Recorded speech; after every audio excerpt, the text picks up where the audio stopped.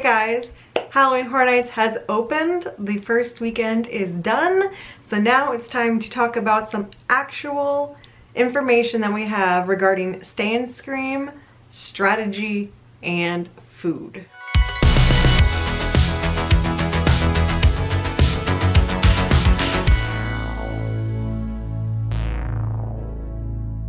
So hi, I'm Liz. If this is the first video you're watching of mine, welcome to Halloween Horror Nights 2019. I've been making a whole series of tips and information videos for this season, and very soon I will be attending Halloween Horror Nights 29 in Orlando myself and releasing vlogs from my trip. So if you love Halloween Horror Nights, either Hollywood or Orlando, click subscribe and make sure to join for all of my videos. Now last week I promised you guys that I would return this week with all the information we gathered from Stay and Scream and strategy as far as park flow in order to try to hit as many houses as you can in one night. So I'm making good on that promise, and with 3 nights of the event now under our belts as of filming this video, we have the information we need in order to discuss Stay and Scream, discuss Stay and Scream locations, how it works, and my recommended strategy as far as hitting the houses around the park. Plus, we have some more food items that were announced this week, so I want to go ahead and talk about that as well. So one of the main pieces of information that we needed to gather from opening weekend were what Stay and Scream locations were going to be available for 2019. And the answer is we have Finnegan's Stay and Scream,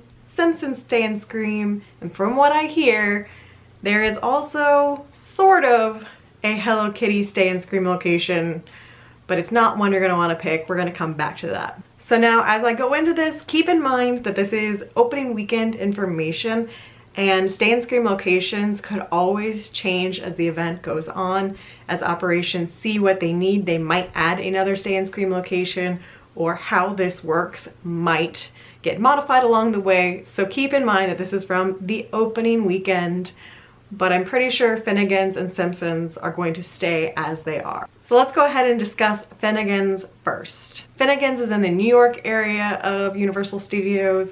In the past, it's been my favorite Stay and Scream location because it has Finnegan's Pub in it. You could go get a drink and it was nice and shaded and wasn't super busy. Those days are long gone. Finnegan's Stay and Scream has expanded even larger than it was last year. So last year they expanded it to not only include the little block right around Finnegan's, but also that whole park. You needed all of that space because so many people were there to see Stranger Things. This year they've expanded it even further, and from what I understand, you enter the Finnegan's Stay and Scream over by Louis and Starbucks. So basically right as you're entering New York, if you were coming from Fast and Furious, you'll have the Louis pizza place on your right and Starbucks on your left, and that's where they're scanning passes to let people in. Because of that, pretty much all of New York up until the Mummy is open. That's crazy. That's huge. That's a lot of space. They're expecting a lot of people. A plus side of this is that I've heard that Louis is staying open, which means that's another food option for you. So aside from Finnegan's and the little pretzel place, you'll also have Louis, which is pizza, and I hear pizza fries. If you don't care about being the first in line for one of the houses, you can get your pizza fries during Stay and Scream. Would I recommend it? No, but if you have Express, why not? So the reason why I don't recommend pizza fries during Stay and Scream, unless you get it really early, there are 2 houses that the Finnegan's Stay and Scream releases to: Ghostbusters and Stranger Things. Obviously those are the 2 most popular houses for 2019, so using Stay and Scream to tackle those first is a key part if you're going to do Stay and Scream. That said, obviously you have to choose one, and they are actually offering 2 separate corrals. So when you get into Stay and Scream and you walk around behind Finnegan's, it looks like they're holding a sign that says Ghostbusters this way, Stranger Things this way, and you choose which side you want to go into, and you've chosen your fate at that point. You wait in that corral, and then when it's time, around 5:45, Ghostbusters is releasing first. So the Universal employees are leading the Ghostbusters individuals from Stay and Scream to the entrance over by Rip Ride Rocket, and then once Ghostbusters has cleared, then they're coming back and getting Stranger Things and leading Stranger Things over it to its entrance just past the Mummy. From opening weekend, it looks like Ghostbusters was the more popular house, and one of my friends who got in line for it around 5:15, that is the Stay and Scream Corral line, said he still ended up waiting 30 to 40 minutes for the house once they led them there. If you want to be one of the first people going through Ghostbusters and not have to wait for the house, you're probably going to have to get in line in Stay and Scream in that corral by 4:30. If you don't care about having to wait 30 to 40 minutes right at the start of the night, then show up around 5:15 and that looks to be what you'll wait. Because Ghostbusters seems like the more popular house, you can still get in line for Stranger Things and see how that goes. I didn't have any friends that waited for that, so I don't have any metrics on how long of a wait it was. Everyone I knew did Ghostbusters. And I will say that those numbers might flip-flop as we go along in the event, because opening weekend, it's a lot of diehards, it's a lot of fans, so general public might choose Stranger Things over Ghostbusters. That remains to be seen. I have also heard that opening weekend was a lower crowd than recent years. With that, Stay and Scream could get busier throughout the run, which means your wait for Ghostbusters straight from Stay and Scream might go up as the crowds go up. So don't quote me directly on 30 to 40 minutes because it could get worse. It could be not as bad on certain days of the event too. Now, if you have Express, you don't necessarily have to go into the corral and go through that whole mess. If you don't care about burning your Express right at the beginning of the night, you could just chill in Louis or chill in the shade and then release with everyone once it's time. However, if you're going to do Stay and Scream with Express, I think it's more beneficial to yourself to go ahead and not burn your Express at the beginning, wait in the line, and then you can come back and do the house again at the end of the night using your Express and get to see the houses twice. You only get one visit to each house per night with your Express Pass. As for the Simpsons Stay and Scream, this one's a little more simple. I was told that you still get access to the food court and Duff, and then you get released to the back 3 tent houses. So that would be House of a Thousand Corpses, Depths of Fear, or Nightingales. Those are the first 3 houses to open. I also heard The Simpsons was much quieter than Finnegan's, which is no shock because everyone's trying to see Ghostbusters and Stranger Things right away. If you do have multiple nights, probably advisable to spend one night doing Stay and Scream at the front with Finnegan's and then maybe hitting Simpsons on another night to have a more chill, relaxed Stay and Scream experience. But it's up to you and your priorities. Now, I did mention Hello Kitty, and this one's a little ambiguous. From what I can gather, Hello Kitty is being used as a catch-all. So if you get caught up in the sweep of the park, as in you don't get to Stay and Scream early enough, if you were riding a ride and got caught up and now it's 5:20 and you haven't made it into a Stay and Scream yet, don't quote me on the time. If you have dilly-dallied your way into Stay and Scream, I'm hearing that they're taking those people and putting them in Hello Kitty. I don't have an answer as to where that holding pen will release to, but I'm assuming based on what I've been told from actual subscribers from last year, that Hello Kitty released to the Shrek queue house, which would be Killer Clowns. That said, based on my data from previous years, the Shrek queue house is usually one of the last ones to open. It usually opens with the park. So if that's true, then that Stay and Scream is not where you want to be because you're not getting any sort of head start. They might lead you straight into the house right before they open the gates, but it's really not going to be beneficial to you because you don't have a chance to get multiple houses done before the park opens. And then by the time you come out, everything's going to be slammed. So it's really not the Stay and Scream you'd like to be in. If you end up there, then make the best of the situation. At least you get one house down right away. And again, I don't know for certain that it will go to Killer Clowns. I'm just hearing that that's where they're collecting anyone who doesn't make it into Finnegan's or Simpson. Don't be that person. Get to Stay and Scream on time. Don't risk it. So that's what we learned about Stay and Scream. Let me know down below if you have any more questions that I did not cover in that, but I think that is Stay and Scream in a nutshell. So let's move on to strategy for 2019. It's no shock that the 2 most popular houses we saw during opening weekend were Stranger Things and Ghostbusters. We all knew that. That said, Us was very popular. Again, not really surprised. It was a very big movie in the horror world and it's very recent. So those seem to be the ones getting the longest waits from what I saw through social media. So I'm going to present what I think might be the best plans of attack if you have one night only, if you have multiple nights of stay and scream, if you have express, or if you're just entering the park general public, no extras added on. I wish I could say I'd already been in the park to see this for myself and give firsthand accounts, but my trip isn't quite here yet, so I'm having to go on social media and my friends' experiences. So I hope this helps, but sadly I cannot say it's gospel like in previous years because I missed opening weekend for the first time since like 2011. It's crazy, but here I am.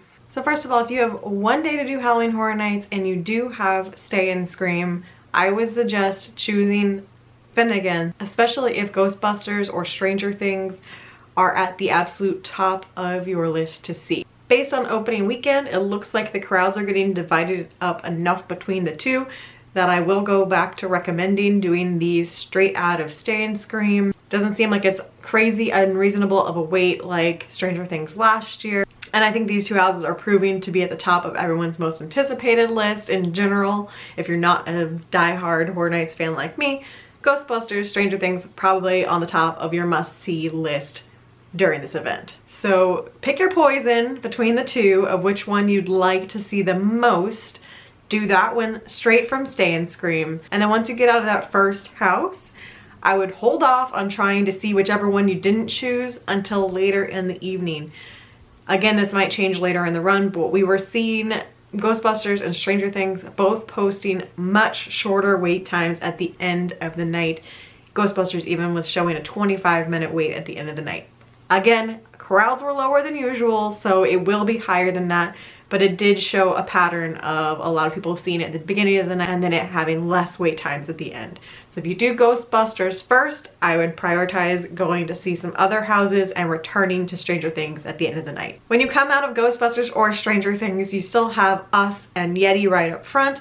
I've been hearing that Us has been staying very popular, so I would just do a judgment call on what the wait is posted at by the time you get out of either of those first houses, and then hit Yeti before heading to the back of the park. If you have 2 days or more to see the event and you have Stay and Scream for all of that, like I said earlier, I would suggest doing Finnegan Stay and Scream one day and Simpson Stay and Scream the other day.